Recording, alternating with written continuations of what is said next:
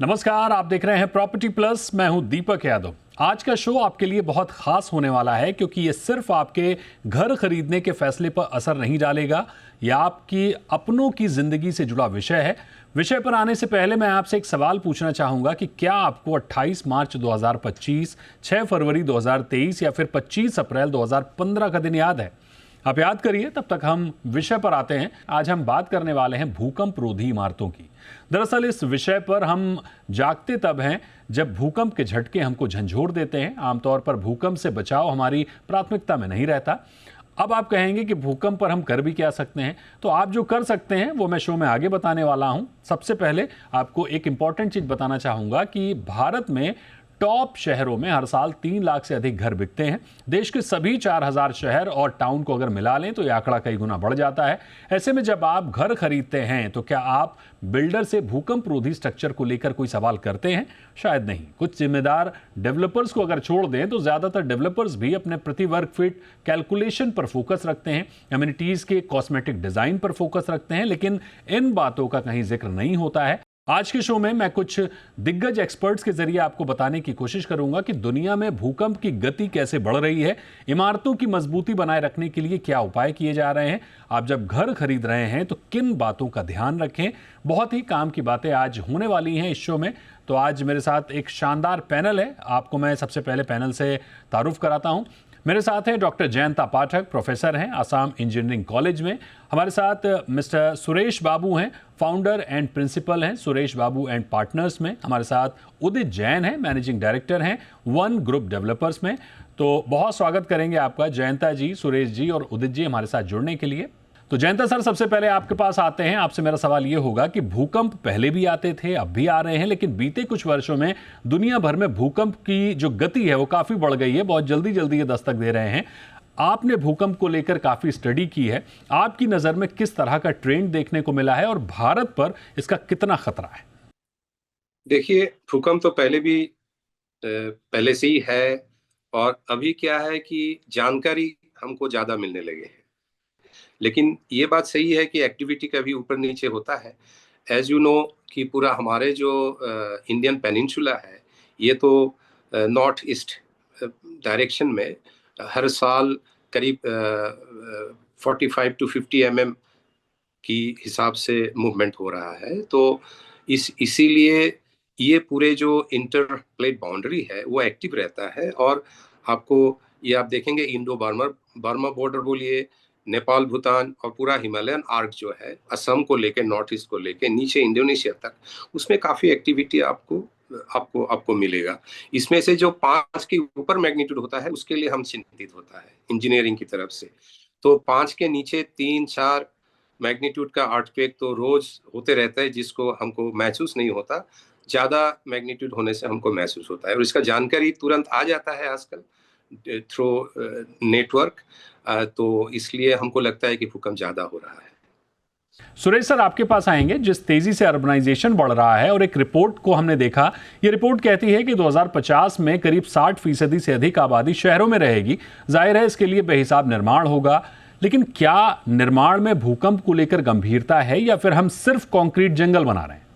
Now, what you are told is perfectly correct. India ka urbanization is going in a very, very fast mode, and everybody wanted to have their own घर का बनने का सबका सपना है इसके लिए.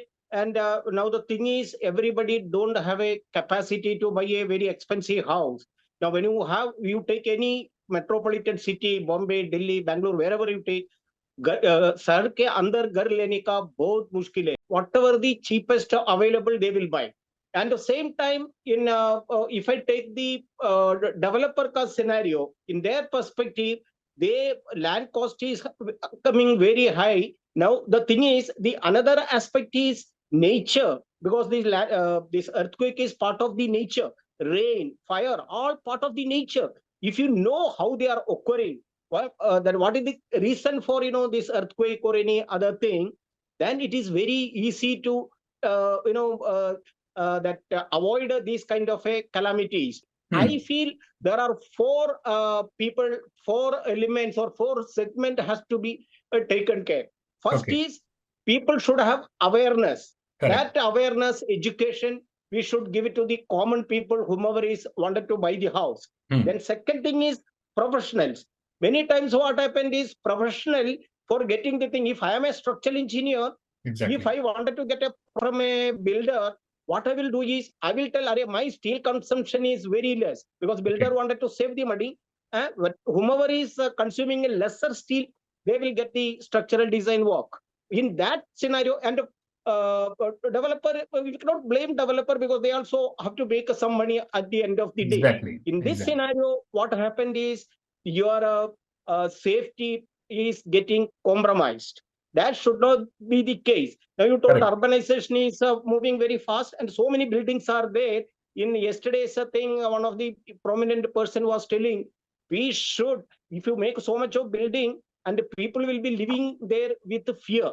So for that, I think all the thing, like government, developers, professional, and normal people, all for all to work together, and whatever their part they have to do. Udit ji, आपके पास आएंगे, आपसे समझना चाहेंगे कि घटिया निर्माण रियल एस्टेट की मूल समस्या रहा है। एनसीआर जहां आए दिन भूकंप आते हैं, वहां हमने कई इमारतों को घटिया निर्माण की वजह से अपने आप गिरते देखा है बिना भूकंप के। ऐसे में डेवलपर्स का फोकस अभी एमिनिटीज को बेचने में ही रहता है। इन बुनियादी बातों पर कितना ध्यान है? मेरा दीपक जी आपसे बहुत बहुत धन्यवाद। ये आपने बहुत ही अहम सवाल पूछा है इसको लेके। तो इसका मेरा जवाब ये है कि जो आप देखेंगे, जो भी इमारतें गिरती हैं, चाहे वो कभी भी गिरी हो, वो एक अनऑथराइज्ड एरिया के अंदर अनऑथराइज्ड बिल्डिंग बन रही होगी जो कि गिरी है। एक होशियार या समझदार जो जिम्मेदारी से काम करता है, कोई भी कॉन्ट्रैक्टर या डेवलपर, वो हमेशा एक स्ट्रक्चर इंजीनियर, एक आर्किटेक्ट, एक प्रूफ कंसल्टेंट, तो हर तरीके के कंसल्टेंट्स को साथ में लेके चलता है, जो कि उसकी वेटिंग करते हैं, प्लानिंग करते हैं, जो कि बताते हैं कि कितना स्ट्रक्चर के अंदर कितना सरिया मिनिमम से मिनिमम या ज्यादा से ज्यादा उस बिल्डिंग के साइज को लेके, हाइट को लेके, डायमेंशंस को लेके लगना चाहिए। तो उसी हिसाब से वो सारी जब प्लानिंग होती है, तो ऐसा 2001 से मैंने आज तक की स्टडी करी है कि इंडिया के अंदर जब भी अर्थक्वेक आया है तो किस तरीके की बिल्डिंग्स गिरी हैं। तो जो सारी बिल्डिंग आज की डेट में जो भी इंडिया के अंदर बनी हुई है, पिछले 25 साल में जो बिल्डिंग बनी है, किसी भी तरीके के अर्थक्वेक को वो सह सकती हैं, क्योंकि वो सारी सेस्मिक जोन 4 आज की डेट में भी जो एनबीसी कहता है, वो यही कहता है कि आपकी सेस्मिक जोन 4 को मद्देनजर रखते हुए जो बिल्डिंग बन रही है, वो सेस्मिक जोन 4 के द्वारा जो अर्थक्वेक आएगा, उसके अंदर जो अर्थक्वेक आ सकता है 7.5 मैग्नीट्यूड तक का, उसको वो सहन कर सके वो बिल्डिंग। तो इस तरीके की जो बिल्डिंग्स हैं, जहाँ पे स्ट्रक्चर इंजीनियर के थ्रू वेटिंग हुई भी हो, प्रूफ कंसल्टेंट के थ्रू वेटिंग हुई भी हो, वैसी बिल्डिंग्स का गिरना, मैं कहता हूँ ना, ऑलमोस्ट जाहिर तौर पर भूकंप रोधी निर्माण में, उसकी रिसर्च में हमारी यानी भारत की क्या स्थिति है, पहली बात, और दूसरी बात कि हम इसे जमीनी स्तर पर भूकंप रोधी निर्माण में कितना लागू कर पा रहे हैं। धन्यवाद। देखिए, भारत में भूकंप प्रतिरोधी जो संरचनाएं हैं या कंस्ट्रक्शन की जो विधि व्यवस्था है, वो पहला जो अर्थक्वेक कोड हमने पब्लिश किया था इंडिया में, वो 1963 से है। मतलब 1963 में हम लोगों का अर्थक्वेक रेजिस्टेंट डिजाइन के कोड पब्लिश हुए हैं। उसके बाद कई बार कोड रिवाइज हुए हैं। ये जो कोड है, ये प्रूवन है कि ये जो कोड है, ये कोड अच्छी तरीके से ड्राफ्टेड है, और अगर ये कोड को फॉलो करके आप कंस्ट्रक्शन करेंगे, डिजाइन करेंगे, कंस्ट्रक्शन करेंगे, तो उसमें आपको चिंता की ज्यादा विषय नहीं है। पूरा जो हमारा जब कंस्ट्रक्शन सेक्टर में जो काम होता है, देखिए मैं असम से हूँ, तो यहाँ पे काफी काम हुआ है। गुवाहाटी में माइक्रोजोनेशन हुआ है। हमने गुवाहाटी के अंदर उसका जो जोन 5 में है, उसके अंदर गुवाहाटी के अंदर जितना लिक्विफेक्शन है, लैंडस्लाइड प्रोबेबिलिटी है, एम्प्लीफिकेशन है, सारा चीज को स्टडी करके उसका अच्छा खासा माइक्रोजोनेशन रिपोर्ट पब्लिश किया हुआ है, जो सरकारी वेबसाइट में, Assam state disaster management authority की वेबसाइट में अपलोडेड है। और उसी को लेके बिल्डिंग बायलॉ को भी उसी हिसाब से इसको काफी काम बिल्डिंग बायलॉज में उसको इनकॉर्पोरेट किया गया है। इसमें ये जरूरी है कि जब भी हम बिल्डिंग बनाते हैं, उसमें प्लानिंग हो गया, ये शुरू होता है आर्किटेक्ट से, ठीक है। जैसे जमीन ले लिया, developer will go to an architect, architecture के बाद सर्विसेज प्लानिंग होता है, एमईपी इंजीनियर्स होगा, फिर स्ट्रक्चरल इंजीनियर्स ऑनबोर्डिंग। ये स्ट्रक्चरल इंजीनियर्स का ऑनबोर्डिंग शुरू से होना चाहिए। जैसे प्लानिंग होता है, तब से स्ट्रक्चरल इंजीनियर्स का एंगेजमेंट चालू होना चाहिए, और उसमें लिफ्ट का पोजीशन कहाँ होना चाहिए, लिफ्ट का पोजीशन के साथ साथ बिल्डिंग का स्ट्रेंथ बहुत इधर उधर हो जाता है। मैं टेक्निकली ज्यादा नहीं बताऊंगा, बिल्डिंग में टॉर्शन आ जाता है because of the faulty location of the lift shaft. ये सब चीज शुरू से ही ध्यान देना चाहिए। सुरेश सर, भूकंप रोधी निर्माण के लिए मास लेवल पर हम जो निर्माण कर रहे हैं उसमें क्या ट्रेंड देखने को मिल रहा है? क्योंकि आपने हाल ही में एक शानदार इवेंट किया था जिसमें बेहतर अर्बनाइजेशन का जिक्र किया था। एक आर्किटेक्ट के रूप में कंस्ट्रक्शन के क्षेत्र में जो ट्रेंड है उसमें भविष्य के लिए हम कैसे शहर बना रहे हैं? Okay, this is very, very important thing when we make a township or a city design or anything. As I told, you have to make a thing for a happy living of the people. Now, since this earthquake is part of the nature, we know which is the most dangerous. Since in India, we have already classified zone 1, 2, 3, 4, 5. 5 is as Professor Padak mentioned, zone 5 is the most critical zone. There, we should take a double, triple precautions, wherein which, there are many techniques because technology also like a lot of development. You can see when the earthquake comes, the building shakes actually. Now, if you have some sort of a movement or a spring technology between foundation and the superstructure, then what happened is when the earthquake comes, building move parallelly instead of bending, it moves. But that become very, very expensive. Then second thing what we can do is you can have a bracings. You can have a cross bracing between the columns and beams. That also will prevent to certain extent of your thing. Now, what we have to do is we have to, one is this compliance of codes, because code is already specified how your structure should be, what are the precautions to be taken. You have to 110%, you have to comply with all the national codes. Then time to time we have to assessment. We have to whatever the authority or government authority, you have to do the assessment, because when this can happen, there will be monitoring the geographical or geotechnical assessment. They will be doing it. Then they should give a warning to the person. There may be something going to happen. Everybody should be aware, and so that they can evacuate the building or go on some other building. That assessment has to be done very periodically. Exactly. Then definitely, even if something happens, then what are the remedial thing? All those things should be ready. Suppose because we can't, nature sometimes unpredictable. Whatever study you do, whatever precautions you take, nature can act without any notice. तो चर्चा को यहां पर थोड़ा सा विराम देते हैं और एक छोटा सा ब्रेक लेते हैं। ब्रेक के बाद लौटेंगे और जानने की कोशिश करेंगे कि अगर आप घर खरीदते हैं तो इस तरह के स्ट्रक्चर को लेकर डेवलपर से किस तरह के सवाल पूछें, क्या जागरूकता रखें। एक छोटे से ब्रेक के बाद।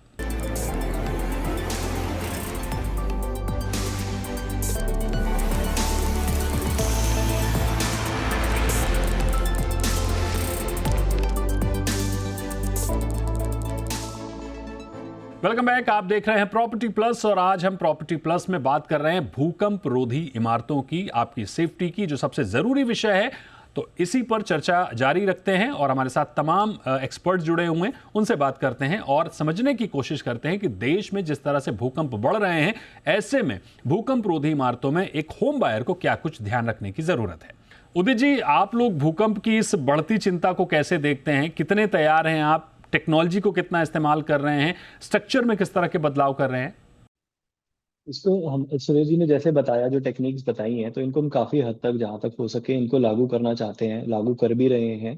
तो अब और जो स्ट्रक्चर इंजीनियर से और जो कई आर्किटेक्ट से जो हमें एडवाइस मिलती है कि जो साइज के बिल्डिंग के अकॉर्डिंग क्या है कि जो सिस्मिक जोन 4 में हमारी एक बिल्डिंग को कोई डैमेज नहीं हो और कोई लाइफ पे कोई हानि ना आए, तो उसको हम विजन में रखते हुए हम सारे उसके मेजर्स लेने की कोशिश करते हैं। तो जैसा कि अब एल्यूमिनियम फॉर्मवर्क यूज करने लग गए, जैसे मोनोलिथिक स्ट्रक्चर एक क्रिएट हो जाता है और जिसका गिरने का एज कम्पेयर टू अदर जो पहले हमारी बिल्डिंग्स बनती थी, तो उससे इसका रिस्क बहुत कम है, क्योंकि एक मोनोलिथिक स्ट्रक्चर बन जाती है और वो एक पूरी बिल्डिंग एक ही तरीके से एक ही पीस बन जाती है।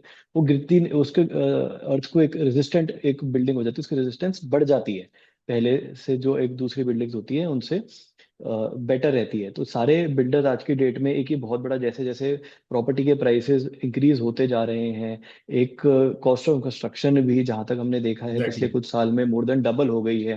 तो क्योंकि इतनी ज्यादा वैल्यू बढ़ गई है, देयर इज अ बहुत ज्यादा स्टेक पर बहुत ज्यादा आ चुका है। तो अब एग्जैक्टली। हमारा कहता है कि भाई अगर वैल्यू इतनी ज्यादा बढ़ गई है तो हम अपनी कॉस्ट ऑफ कंस्ट्रक्शन को हम पेयर कर सकते हैं। एक होम बायर भी देना, इस पेमेंट करना चाहता है, उस तरीके से उसकी भी अफोर्डेबिलिटी बढ़ गई है। जहाँ पे एग्जैक्टली। वो पहले 2 BHK से अब 3 BHK पे जा रहा है, तो वो अब क्योंकि अपने वो अपनी कंफर्ट देख रहा है, तो कंफर्ट के साथ अब वो सेफ्टी को लेके भी ज्यादा अवेयर है। ये एक एग्जैक्टली। चीज है कि जो एग्जैक्टली। अर्थक्वेक बिल्डिंग आज की डेट में डेवलपर बना रहे हैं, 90% डेवलपर एक उसको सोच के लेकिन बना रहे हैं, उसको, पर हाँ ये कह हाँ, नहीं रही।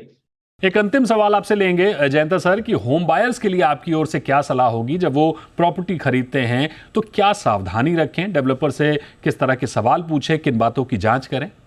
इसमें ठीक है वो जो आपने बताया कि अवेयरनेस की जो बात आपने कहा है, इसमें मैं तो ये कहूंगा कि ये डेवलपर्स का भी काफी रिस्पॉन्सिबिलिटी होता है कि अ, वो एक व्हाइट पेपर बोलिए जो भी बोलिए, वो संपर्क करें बायर्स के साथ कि उन्होंने क्या क्या सावधानी लिया है। एक तो है जो टेक्निकल इन्वेस्टिगेशन जरूरी है, फाउंडेशन टाइप क्या है, वो उस टाइप की फाउंडेशन क्यों दिया है। जैसे रेफ्ट हो सकता है बड़े बिल्डिंग में, तो जैसे बेसमेंट हो गया तो उसमें रेफ्ट हो सकता है, राफ्ट हो सकता है, पाइलिंग हो सकता है, पाइल रैफ्ट हो सकता है, अलग अलग तरीके की फाउंडेशन हो सकता है। वहां से शुरू करके जियो टेक्निकल इन्वेस्टिगेशन हुआ है, सॉइल टाइप क्या है, उसके बाद इसका स्ट्रक्चरल, उसका जो धासा है वो कैसे बना है, उसमें शेयर वॉल दिया कि नहीं है, कोई टेक्नोलॉजी है। जैसे हम टॉल बिल्डिंग में तो बेस आइसोलेशन जो सुरेश बाबू ने कहा है वो हम नहीं लगा सकते हैं, लेकिन स्क्वाड बिल्डिंग में हम, जैसे अस्पताल में बेस आइसोलेशन काफी लगा हुआ है अभी, ब्रेसिंग सिस्टम हो सकता है, डैम्पिंग सिस्टम हो सकता है, काफी टेक्नोलॉजी आ चुका है, लेकिन बहुत एग्जैक्टली। सारा टेक्नोलॉजी इंपोर्टेड है। इंपोर्ट करने की वजह से वो थोड़ा सा महंगा हो जाता है, लेकिन exactly. Without those technology also there are structural framing के अंदर ही बहुत काम हो जाता है। जो मैं इसलिए कहा कि शुरू से architect and structural engineer should be working together. ऐसा नहीं करेक्ट। कि मेरा प्लान हो गया, अप्रूव करेक्ट। हो गया, उसके बाद स्ट्रक्चरल इंजीनियर आके इसको सरिया निकाल रहा है हर कलम में कितना चाहिए, एग्जैक्टली। वो नहीं होता है। एग्जैक्टली। शुरू से जैसे आर्किटेक्चरल प्लानिंग होता है, साथ साथ स्ट्रक्चरल प्लानिंग होना चाहिए। कभी ऐसा होता है कि परमिशन हो जाने के बाद स्ट्रक्चरल इंजीनियर ज्यादा नहीं कुछ कर पाता। तो ये सब चीजों में ध्यान देना चाहिए कि structural engineer architect should be working together.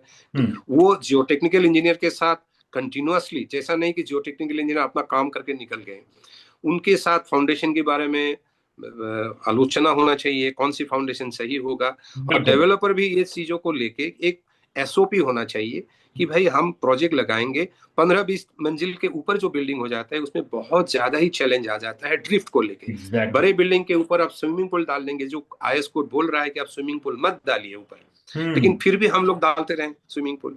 और बैंकॉक में आपने देखा होगा सारे स्विमिंग पूल के वाटर जो है ना वो स्प्लैश होकर नीचे आया है। एग्जैक्टली। बिल्डिंग का ड्रिफ्ट कंट्रोल में प्रॉब्लम हो गया कि बिल्डिंग इतना ड्रिफ्ट हो गया कि पानी निकल गया स्विमिंग पूल से, और इससे एग्जैक्टली। लोगों की जान भी जा सकती थी।